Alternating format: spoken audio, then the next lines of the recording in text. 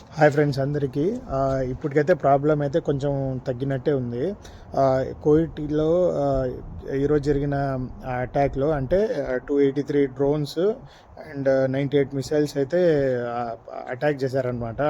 98 మిసైల్స్తో దాన్ని అయితే Covid defence system అయితే అట్లే గాల్లోనే పేల్చేశారు.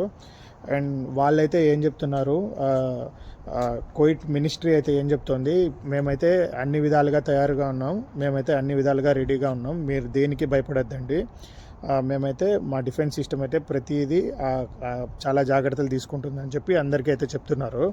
కానీ యుద్ధ వాతావరణం అయితే అలాగే ఉందన్నమాట.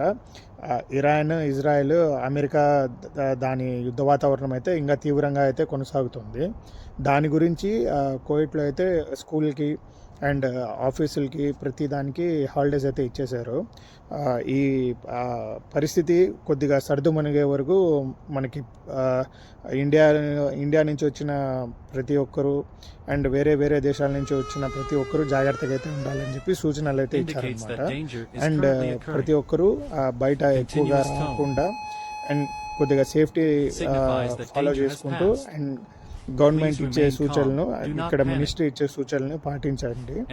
అండ్ ప్రాబ్లం అయితే క్లియర్ అవుతుందని చెప్పి ఇక్కడ కోవిడ్ గవర్నమెంట్ అయితే చెప్తుంది. ఇలాంటి ఇంకా ఇన్ఫర్మేషన్ ఏదైనా ఉంటే నేను నెక్స్ట్ వీడియోలో అయితే అప్లోడ్ చేస్తాను. అంతవరకు మన ఛానల్ అయితే సబ్స్క్రైబ్ చేసుకోండి. అలాగే ఈ వీడియో మీ ఫ్రెండ్స్తో షేర్ చేయండి.